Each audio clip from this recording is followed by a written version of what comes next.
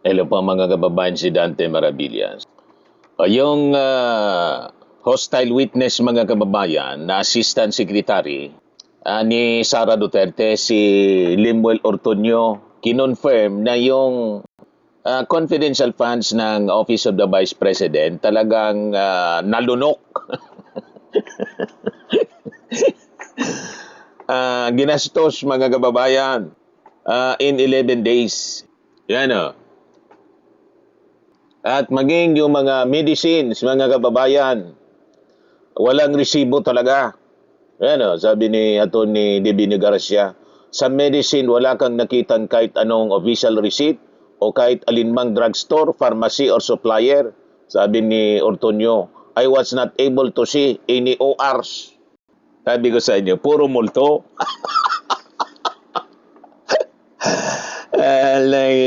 At yung 125 million mga kababayan, ginamit sa mga expenses na tapos na napunduhan sa regular budget. Double double compensation, madaling sabi. Pinundan uli. Yung ito, lumabas na to mga kababayan doon sa Committee on Good Government, Committee on Good Governance sa Congress, sa investigation. Pati yung mga pa-seminar ng Armed Forces, gastos ng Armed Forces. Pagkatapos, kinuha yung activity ng Armed Forces at pinalabas sila yung gumastos mula sa confidential funds. Ganon yung nangyari. At sabi ni Ortuño, tinanong tungkol sa issue ng threat sa Vice Presidente para mangailangan siya ng mga confidential funds para sa surveillance operation. Sabi ni Ortuño, talagang nilaglag ng natuluyan po. Wala man niya akong alam sa ganyan. Ortuño says he knew of no threat of cataclysmic proportion against Sara Duterte.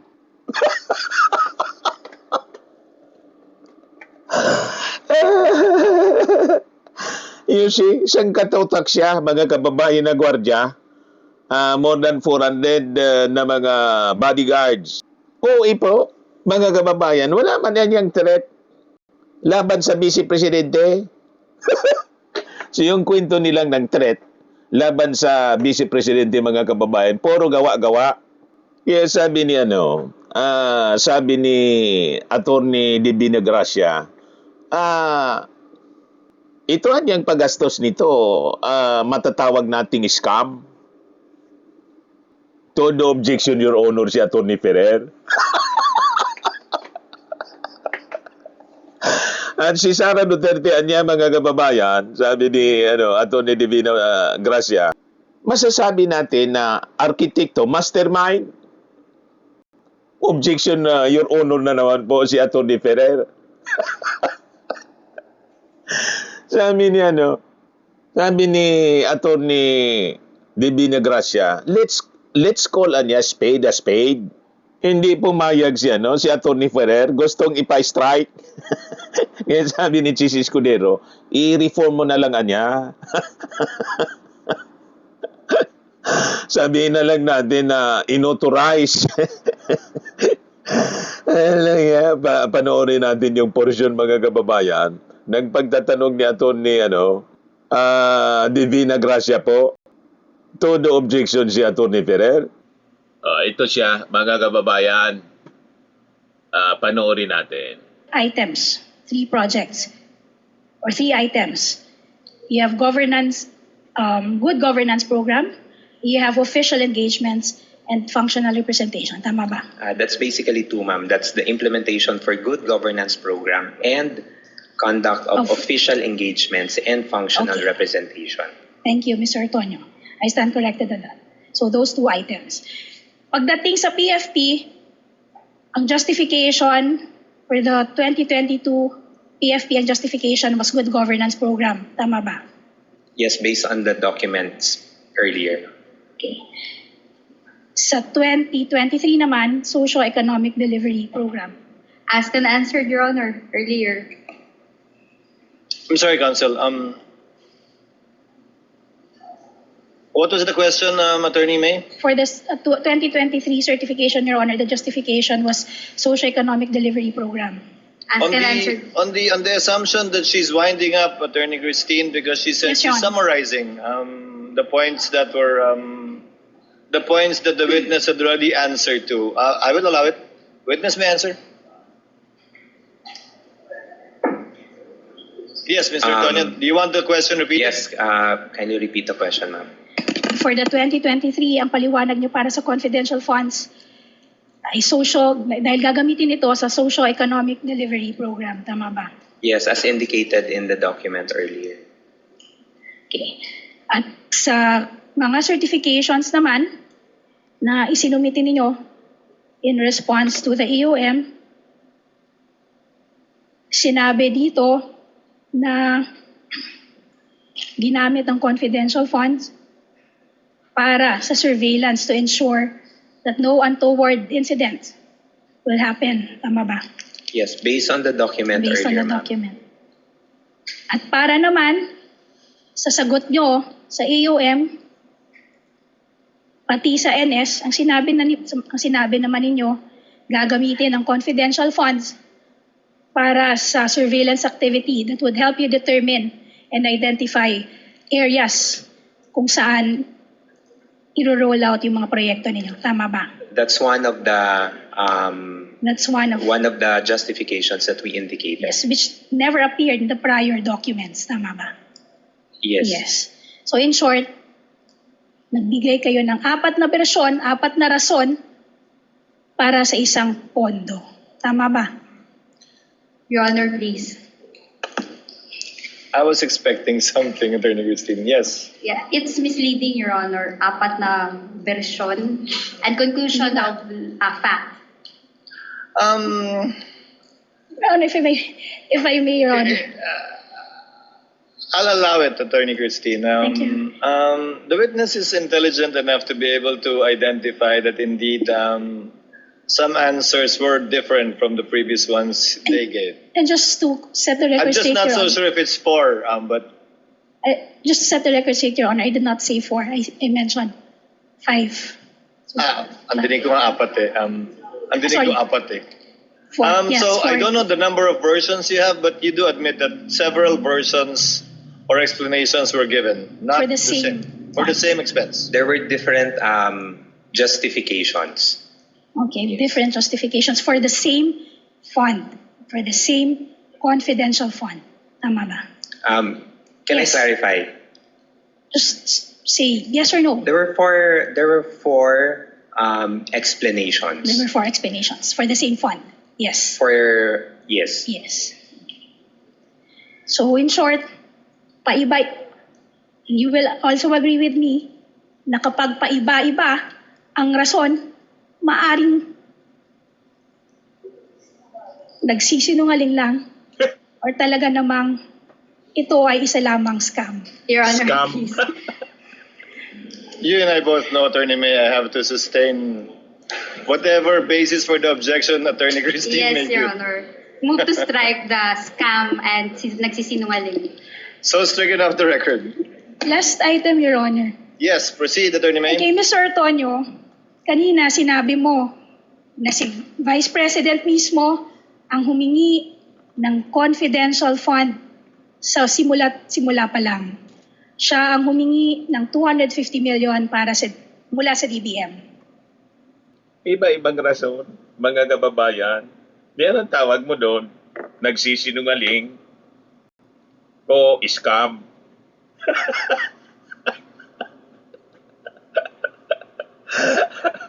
Ngayon lang ayaw man na ipatawag na scam. Kahit ang tawag talaga dyan, mga kababayan, scam. Nag-object si Atty. Christine. Malinaw pong scam talaga po. Anyway, na-scam yung gobyerno. Tama ba? Yes. Siya rin ang nag-decide kung magkano amount ang ire-request. Tama ba?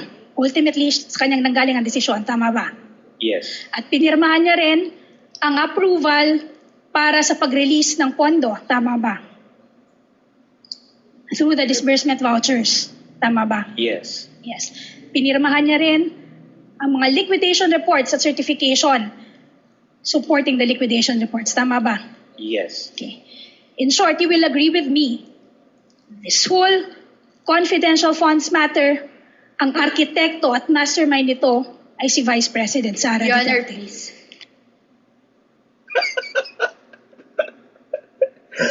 Yan ang tawag mo doon. Nag-object naman po siya, no? Si Atty. Ferrer. Siya man talaga yung arkitekto. Unang-una, siya yung humingi ng confidential funds, sumulat sa DBM. Kasi yung previous Vice President, si Leni Robredo, itinanong kung may confidential funds. Wala. So walang namana, mga kababayan, ng confidential funds. Itong si Sara, humingi sa DBM at nagsulat. Inamin mismo ni Ortonio. O di ba? Ngayon, alam lahat ni Sara yung paggastos, pagkobra, paggastos, liquidation, lahat may pirma si Sara. So ano ang tawag mo doon kung hindi siya mastermind arkitekto? Yun ang exact, mga kababayan, na term. Pero nag-object si Atty. Ferrer. Ayaw niyang tawaging arkitekto at mastermind. Balikan natin, mga kababayan, yung sinabi ni Atty. Divina Gracia. Your Honor, please. Objection. Sustained. Objection. Counsel, Mastermind. Move to strike, Your Honor, the Your Honor, statement. may we request, Your Honor, that it remain on record? may I request you likewise Move to strike, Your Honor. I will have to strike it off, Counsel. Kindly replace it with words that are more acceptable, such as that everything was approved by and with the consent of or with the full knowledge of. It's up to you. I don't want to put words in your mouth. Mr. Antonio, she was the architect. Yung, Nag-insist confidential yan, funds na to, Objection, Your Honor. kung paano ito i-disperse at gagamitin, i-utilize, Objection. siya ang architect ng buong ito. I will have to sustain the objection again, Counsel. Allow me. Mr. Antonio, lahat ng nangyayari at ginawa kaugnay ng confidential fund mula sa paghingi nito sa DBM, sa paggastos, kung paano ito ginastos, paano ito niliquidate, kasabay na yung mga sagot na binigay kaugnay sa OEM, Notice of Suspension at Notice of Disallowance.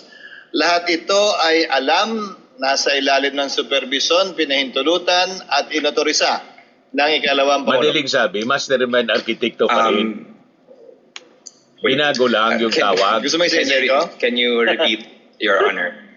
Lahat ng bagay kaugnay sa confidential fund mula sa pag-request, sa pag-release, sa pag-encash, sa paggastos, sa pag-liquidate, sa pagsagot sa mga AUM, Notice of Suspension at Notice of Disallowance, ay una, nalalaman ng ikalawang Pangulo. Pangalawa, inotorisa niya base sa mga pirma niya sa iba't ibang dokumento. At pangatlo, ay nasa ilalim ng kanyang supervision bilang head of agency. Would that be an accurate statement, or tell me if it's not? Based on my understanding, sir, and based on what I know, sir, yes, the Vice President knows about the confidential activities and how it is being implemented. Tama si Atty. Divina Gracia, kaya nag-object si Atty. Ferrer. Kahit ni-revise yung statement, mga kababayan, that is the exact description. Alam lahat ni Sara, madaling sabi. At siya yung nagdesisyon lahat. Siya talaga yung arkitekto at siya yung mastermind.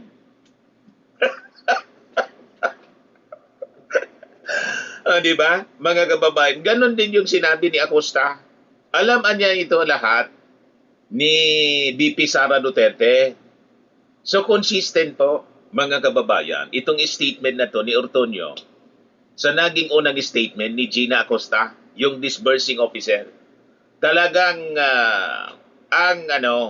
the back stops with Sara Duterte. Siya yung pinakang accountable kasi siya mismo yung nag-isip ng lahat ng ito. Ang kasalanan mga kababayan at accountability nandun sa kanya talaga. Yung gusto nilang mangyari kasi, save the queen, iligtas si Sara, idiin si Acosta, at si La Chica bilang mga sacrificial lamb. Yun ang direksyon. Kaya ngayon mga kababayan, paabot na ng statement itong si Dante La Chica. Ayan o, sabi dito, dating security officer ng OBP, I have never refused to appear or testify. I am prepared to tell the truth. Yan na niya, Mr. Maravillas, ang tingin mo. Baka nakaramdam na, napakinggan yung mga sinabi natin na gustong, naramdaman niya, na gusto silang gawing sacrificial lamb. Baka bumaliktad. Ano tingin ninyo? At sabihin niya talaga ang totoo, na yung totoo man talaga. Lahat ito, hindi man ito gagawin ni La Chica without the order. Yung tinanggap niya lang yung pera, 125 million pesos after na makubra sa land bank ni Acosta. Mga kababayan, ano sabi ni Acosta? Dahil sa utos po ni Sara, kaya ibinigay niya yung pera, mga kababayan, kay La Chica. Kasi si La Chica, yung katiwala mismo rito sa security, sa confidential funds. So ito yung balita ngayon. La Chica sa trial ni BP Sara. Handa umanong tumistigo si dating Office of the Vice President Security Officer Colonel Raymond La Chica sa impeachment trial ni Sara Duterte. Sa isang payag, iginit ni La Chica na hindi siya tumangging humarap sa trial. If lawfully called, I am prepared to tell the truth subject to applicable laws and security restrictions. Ilang beses nang nabanggit ang pangalan ni La Chica sa paglilitis kaugnay ng aligasyon ng maling paggamit ng Vice Presidente sa confidential funds. Ready si La Chica? Malamang magkalaglagan na kasi napifeel na ni La Chica talagang isasakripisyo siya. Yun ang mga lumalabas na direksyon mga kababayan. Siya mismo yung tinuturo ni Acosta. Di ba? At yung mga Duterte senators, tulad mga kababayan ni Amy Marcos, yun ang direksyon ng kanyang pagtatanong. Di ba? Pag ganon, di magsabi na lang siya ng totoo na talagang si Sara Duterte ang author ng lahat ng ito, arkitekto at mastermind. So kailan niya yun, Mr. Maravillas, mangyayari? Ang magdidetermine yan ng timing po, yung prosecution. Ayun mismo yung tanong ni Chis Escudero kung nakalinya na ba o ipapasok pena na. Hindi pa man po, mag-uusap pa daw yung prosecution. May tamang timing at kung kailangan pa, mga kababayan, si La Chica na iharap. Sabi po mga kababayan ng prosecution, sa mga lumabas, sa mga testimonies, doon pa lang kay Acosta, sa level pa lang mga kababayan ni Acosta, na-establish na rito ang kasalanan ni Sara Duterte. Kahit yung Palasyo Malacanang, yun na yung sinabi ni Jose Castro. Yan ang sabi ni Jose Castro. Prosecution, sapat na ang nagawa para makonvict si BP Sara Duterte sa fund misuse. Yan sabi dito sa report ng News 5. Sapat na para makonvict, naniniwala ang Palasyo Malacanang, ang Palasyo, na sapat ang iprinisintang ebidensya ng prosecution upang ma-convict si Vice President Sara Duterte sa aligasyon tungkol sa umano'y maling paggamit sa confidential funds. Ipinunto ni Palace Press Officer Jose Claire Castro ang testimonya ni dating Office of the Vice President Special Disbursing Officer Gina Acosta. In a way, yes, pagdating sa pagturo kay Vice Presidente at Colonel Raymond La Chica na sila ang nagkontrol ng pondo para sa confidential funds. Ganun din, mga kababayan, yung sabi ng prosecution. They have enough evidence, mga kababayan, na establish na nila ang culpability ni Sara Duterte.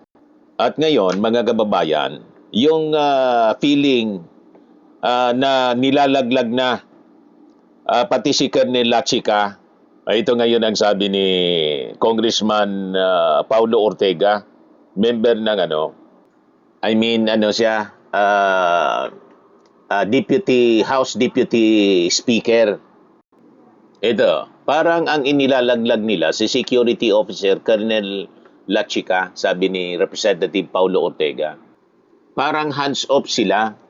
Lumalabas sa impeachment trial ni Vice President Sara Duterte na tila nilalaglag si dating Office of the Vice President Security Officer Colonel Raymond Lachica ayon kay House Deputy Speaker Paulo Ortega. Kasunod ito ng magkailang ulit na pagturo kay Lachica kaugnay ng paghawak at pag-disburse sa confidential funds. Naniniwala ang kongresista na tila dumidistansya ang kampo ni Vice President Sara mula kay Lachica. Pero tanong ni Ortega, paano makakatakas sa pananagutan si VP Sara kung umaksyon ang disbursing officers sa otoridad at utos niya? Correct. At malamang itong pagpalabas ng statement ni Colonel Lachica, mga kababayan, pagpapahiwatig na naramdaman din. Naramdaman niya na ilalaglag siya para iligtas si Sara. Di magsasabi na lang siya ng totoo na siya inutusan din. Yan man talaga po ang lumalabas. Kahit doon sa testimony ni Ortonio. Ang mastermind at architect nito, mga kababayan, na ayaw gamitin ng defense, yung mga terminologing sakto, ay talagang yun ang exact description. Architect and mastermind. Ito, nag-react si Jose Castro sa pag-aabogado na naman ni Amy Marcos. Nais niyang malusot ang vice presidente sa mga akusasyon tungkol sa paggasta ng confidential funds. Mismo ang witness ay umamin na ang nag-utos na ibigay ang confidential funds ay utos ng vice presidente sa kanyang security officer, paliwanag ni Jose Castro. Ang may command, ang may control ay walang iba kundi si VP Sara. Nilalaglag, mga kababayan, ni Amy Marcos si Gina Acosta. Pati yun si Fardan na na-stroke. Yan ang itinuturo. At malamang pati si Colonel Lachica. Yan ang intensyon, mga kababayan, ng mga barkada ni Sara Duterte para mailigtas si Sara. Di ba? Sa pananagutan. So kaabang-abang, mga kababayan, yung mga susunod na kabanata. Abangan natin.